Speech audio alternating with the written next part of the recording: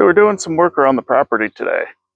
Next to the shop here, we have a 20 by 40 foot area where I'm going to be having a gravel pad put in to put a couple of storage containers here for some projects, which means that in order to prep for that, I need to move a few vehicles around. They need to be able to get a truck up this driveway, which means that trailer needs to move. The 88 GTX needs to move. The 91 3000 GT VR4 needs to move. That trailer needs to move. That Chrysler needs to move. The Hoopty 5.9 Limited Grand Cherokee needs to move. My kid's wrecked Jeep Patriot needs to move. And the parts donor 5-speed 94 Grand Cherokee needs to move. These two need to move to the junkyard. I'm almost done with that one. I don't want to let that one go until I'm absolutely certain I've pulled all the parts off it that I want for the Wrangler. They're going to be filling this area with gravel. We're going to get two 40-foot Connex containers. So let's see about getting some of these vehicles started. I know that one ain't starting.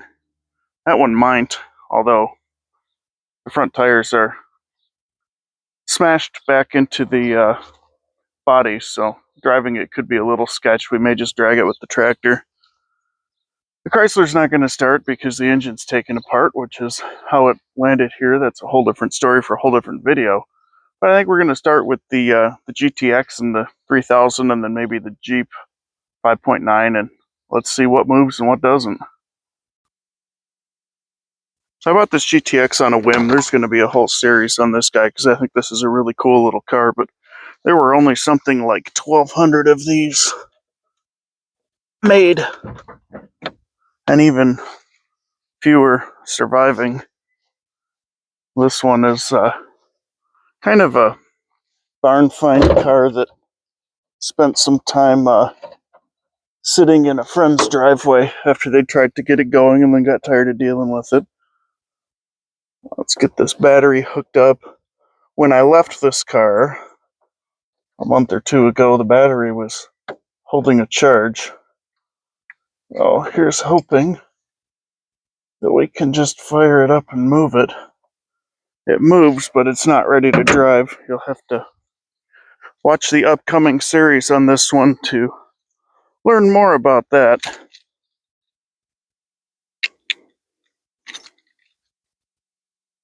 Looking for the key in my pocket full of keys here.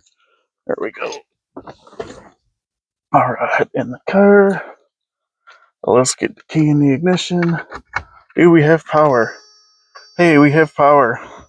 I love the dash in this car. Come on, girl. Hey, there we go. A little bit of lifter noise, but we're off to the races. We've got one heck of an annoying buzzer going, but let's see if it moves. Should.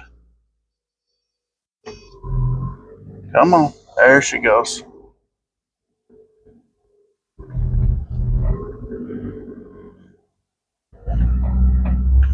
Of course, am I going to make this turn? Into reverse we go.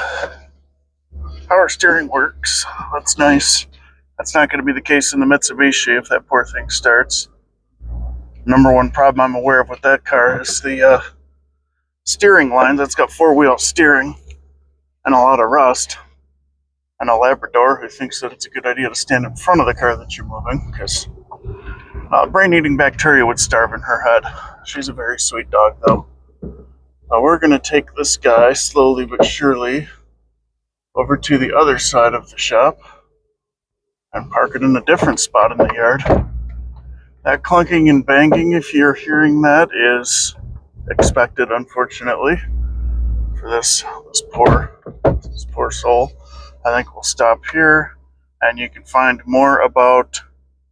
You'll learn a whole lot more about what's going on with the suspension in this car when we get into the videos. Let's go get the Mitsubishi.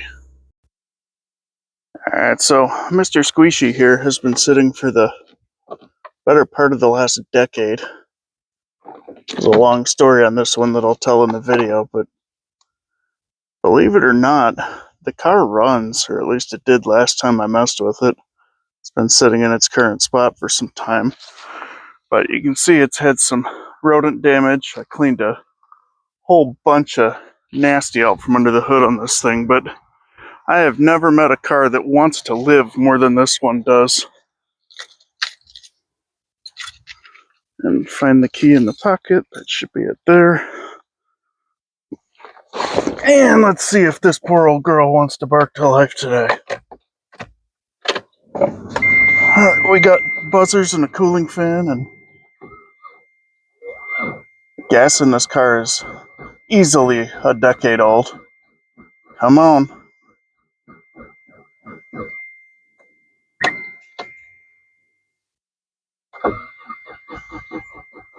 Come on. Cycle this fuel pump a few times here. I coughed. Oh. And then my jump pack gave up. Right as the darn thing was about to start. I guess we'll go get the Jeep started and then bring that over with some jumper cables. So here is my Hoopty 5.9 Grand Cherokee. This thing's it's a disaster. It typically does trips out to the sand dunes. So as you look at it, you'll see that it's got a bunch of sand caked all over everything in the engine. This thing has been beat 3 ways to next Sunday, but it is just a sucker for the abuse. If you know these vehicles, you'll note that it's got some parts on it. We got a Hughes intake, the air gap. We got some long tube headers, shorty headers. We got the ignition upgrades.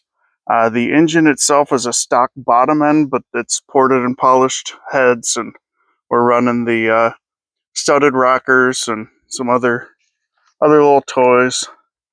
It's got a nasty rowdy cam in it that makes it absolutely unbehaved in traffic, but it's a lot of fun out on the sand. The tuning's a little rough. We might have wiped a cam lobe at this point, given the way it runs sometimes, but let's see. Oh, it stinks in here.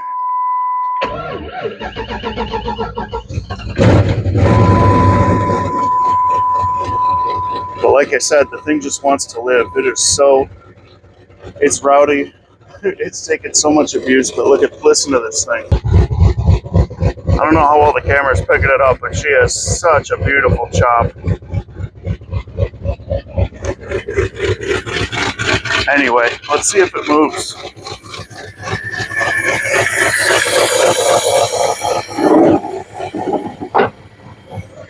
Oh, the exhaust leaks like a sieve. The engine mounts are shot. Debatable whether it's going in gear. We got an ABS light on. Again, wide open, this thing sounds amazing, and it pulls like hell.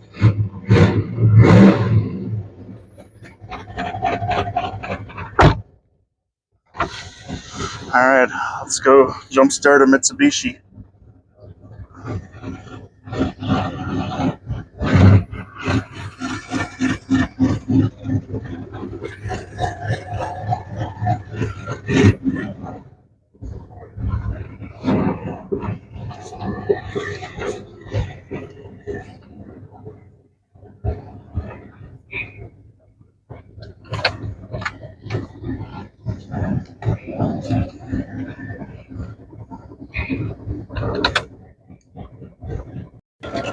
Alright, we're all hooked up. Let's see what it does. Oh, we get alarm bells. Alarm bells are, oh, they're a sign of life. But now I got nothing. Sweet, sweet nothing. I went and tightened the cable, now she's back to yelling at me. We almost started.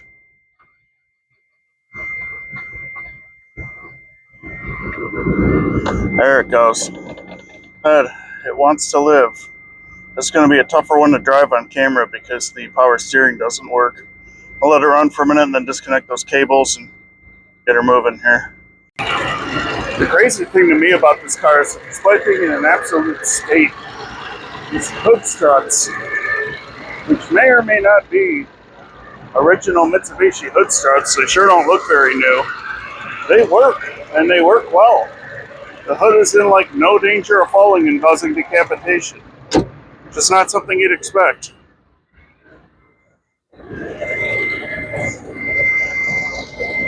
Alright. Let's see what happens. We got check engine, we have four-wheel steering oil, we have anti-lock, we have airbag, and we have aero, active aero, error lights. We got a clutch that feels like absolute crap, and windows we can barely see out of, so everything's fine. But I bet it moves. Son of a gun, I stalled it. I got it moved. I couldn't really record it. It was a two-handed job, and the thing smells like it's going to catch on fire, so that's fine. Let's go back and get the Jeep. Walked up on the Jeep, and here it is, dripping coolant from the what looks to be the radiator. Yeah, there it is. Sitting right at the top of the radiator. The radiator probably has a couple thousand miles on it. That's fine. Alright, let's go park this thing.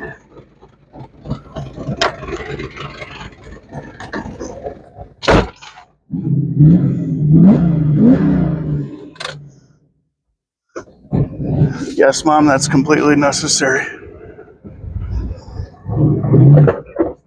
There's another project we'll see soon. 2011 Chevy Volt. I have all kinds of fun stuff up my sleeves for you guys. Right over here in Junkyard Row, popping and clacking and banging. Power window works great, so hey, let's just focus on the positives. I guess we'll try and see if we can get this one started and see if it'll move under its own power. I think I drove it into where it's sitting. Oh, I stole the radio out of it for a different Jeep. It's dead. My jump box is also dead. So we'll wait till the jump box is done charging and then come back out and try to drive it. Worst case scenario, it gets hooked to the Kubota and dragged. I don't have a lot of sense of humor for it. So that'll probably do it for this video. Thanks everybody for watching. Hopefully I got you excited about some future projects as you got a little bit of a look at what's in store for the future. Please continue to like, share, and subscribe. The channel's growing fast and I'm loving every minute of it. All thanks to you. Thank you.